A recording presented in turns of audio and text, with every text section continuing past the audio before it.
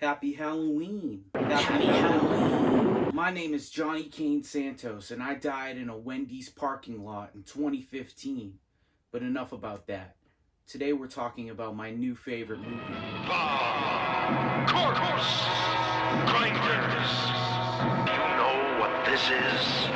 It's a corpse grinding machine. A diabolical contraption that turns human bones and flesh into screaming savage blood death. More spine-tingling thrills, more bone-crushing terror than That's you ever... spooky.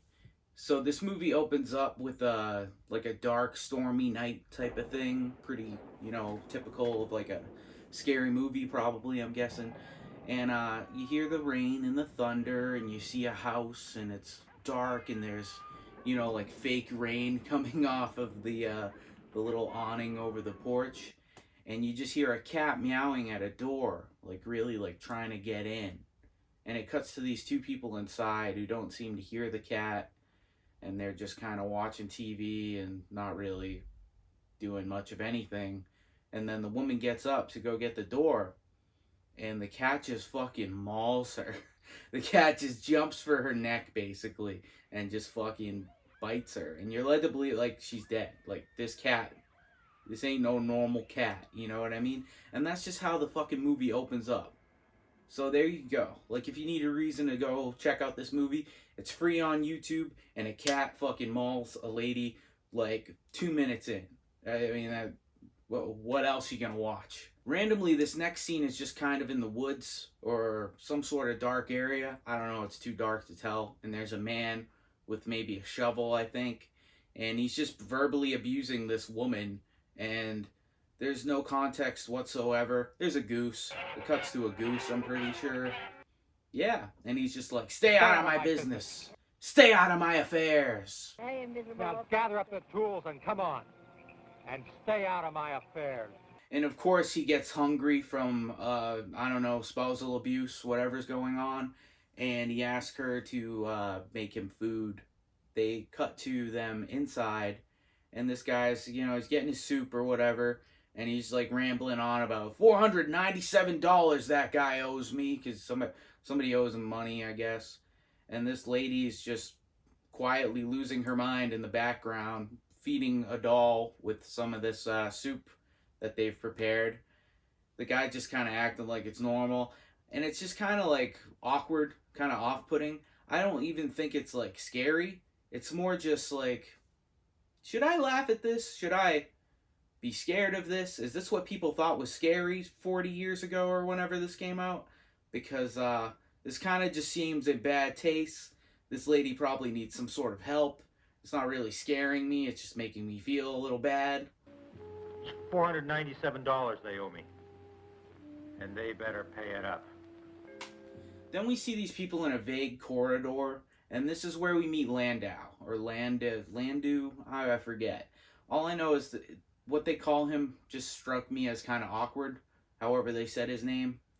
But yeah, Landau is this guy. He's making cat food.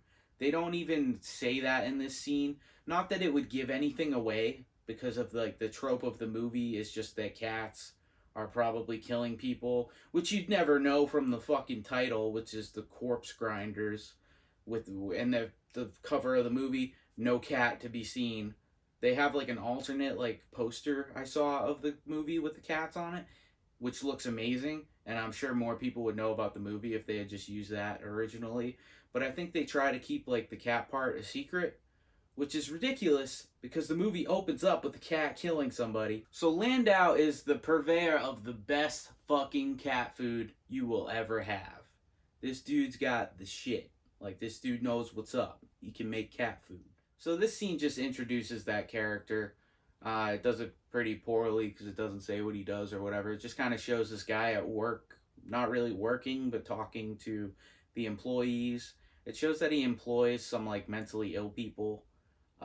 He's kind of gloats about that a little bit, I think. He says like, I hire these. And he probably said something that I won't repeat. I don't know. It's very distasteful, this part of the movie. The whole mentally ill people in the corridor, and they work there. And I don't know what they're doing with this. I don't know if they're just being cool or if maybe they hired actual mentally ill people. That'd be cool. It'd be very ahead of its time. But I honestly think that this is just a trope to be scary somehow. Like these people are scary, which is fucking ridiculous. And I can't even imagine in the 70s thinking that this scene is scary in any. I just don't get it. This part was just kind of uncomfortable. Enter the doctor nurse couple or something. I don't know what they are. Honestly, there's three guys who look exactly the same in this movie and all have some sort of significant part of the movie. And it's just kind of hard to follow. So the guy says something along the lines of like, "Oh, get out of here, lady," or I don't know, but it kind of insinuates like, "Oh, I can't control myself. I'm gonna start fucking you." Like, it's fucking weird. I don't know why, if this is like normal, like how people talked back then, but this scene was also just another uncomfortable, weird fucking scene. I like all animals, Howard, but I love you.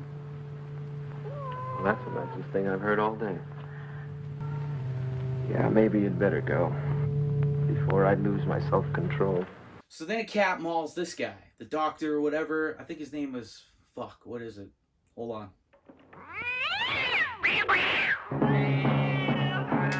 Howard. Howard is the guy. He got the fucking mustache. He's like fucking the cool. I forget who that guy is that I'm trying to compare him to, but the guy with the mustache. What the fuck? Burt Reynolds. He's like their Burt Reynolds of this whole thing, I'm thinking. And I'm not sure exactly when this happens, but you also see this other guy who kind of looks like Howard or Landau, and he's just kind of outside while these people are in the place where they make the cat food, and he just kind of has binoculars, and you're led to believe he might be a private investigator. If I'm being real, when I first watched this movie, I thought that the guy outside with the binoculars was Howard, because they just fucking look the same. And I thought that Howard was some kind of private investigator or something, but really he's a doctor, so why does he even get involved in this? I don't know. So long story short, Cleo, get my meat stick is said. I don't know, that's in my notes, something. And there's a dude who helps Landau with this whole situation where they're making the cat food, and you figure out that they're taking people and they're making them into cat food because it's cheaper. I don't know how that works out, but I guess in the 70s, fish was kind of pricey, so you'd rather just go to this guy in the woods who abuses his wife and be like, "Hey man, could you dig up some bodies for me?" And you give him $497 and you grind up the bodies and you make cat food, and cats fucking love it. So yeah, I get how that last thing I said was kind of a lot, and it seems like that was the whole movie condensed into one little part, but that's kind of how the movie is, for being real. There's no context, there's no nothing. You just kind of see things happen. That's one thing that I will give this movie. Obviously, I'm kind of ranking on it, making fun of it or whatever. But, like, I can't make a movie, and it's really old. So, it still brought me a lot of enjoyment. It was really funny. It was really weird. I loved it.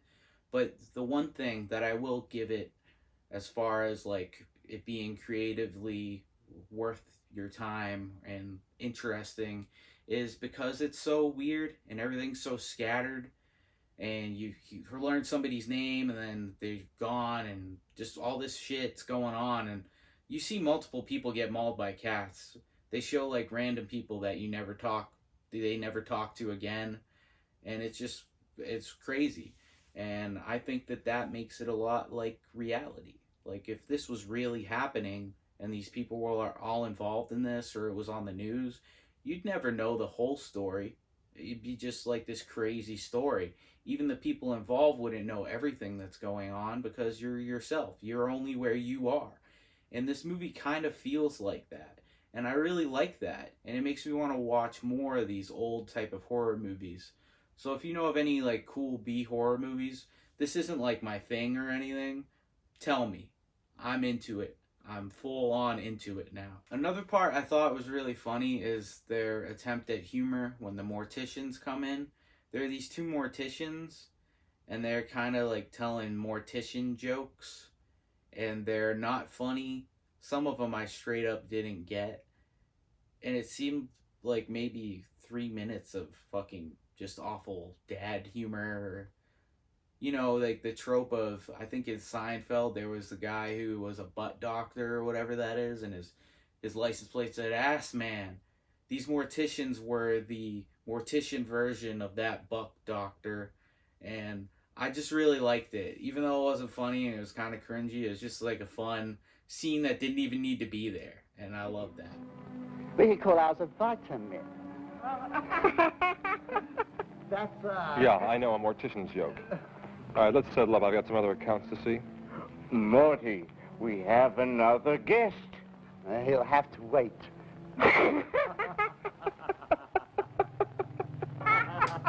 So I don't want to just tell you the whole fucking movie. I'm hoping that you'll watch it on your own if you think this is funny at all, because I had a lot of fun watching it.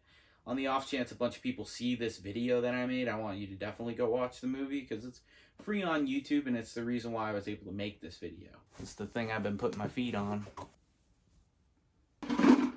Is this the thumbnail? 27-year-old loses his mind making a video on YouTube, a platform that anyone who's successful on is probably already on. This is really a bad idea to eat this now. So my one bone to pick with this movie would be that I love cats. I love them a lot. And toward the end of the movie, you see a bunch of cats down in this basement where they're making the cat food or whatever. And they're just distraught. They're just like, meow. And I'm just like, what the fuck were they doing to these cats to make this movie?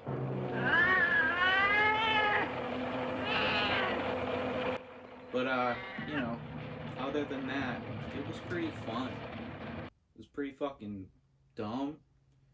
But it already exists, you know?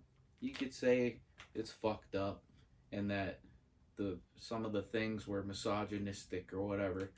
It's a free movie on YouTube, and it's ridiculous. Watch it, make fun of it, have a fucking happy Halloween. You know what I'm saying? You know what I fucking mean, dude? Dude, cats rule. None of the cats came down while I filmed this video, of course, because they don't give a fuck about me, because they're shitty children. But that's not true. I love them very much. They're probably sleeping because it's daytime. That's what cats do.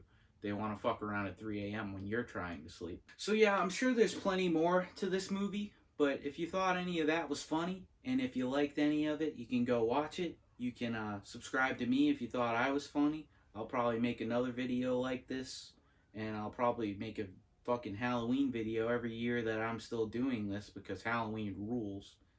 And I love you. Notifications squad, you are my bros. Bro fist. To subscribe, more donkey, all these, who are the big YouTubers now? I don't know. Whatever they say at the end of their video, I'm saying it too. Give me money and stuff. Give me sponsors. I don't want a real job. Shit sucks. Love you. Rock and roll. Staples Connect. Forever.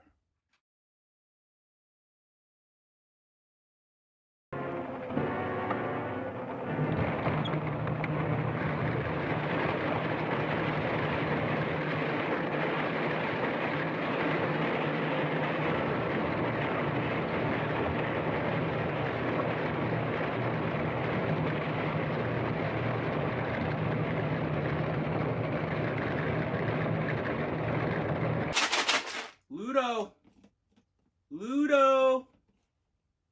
Kobe! Well, I can't entice the cats. They're probably sleeping, and I don't want to bother them anymore. So, that was my last try.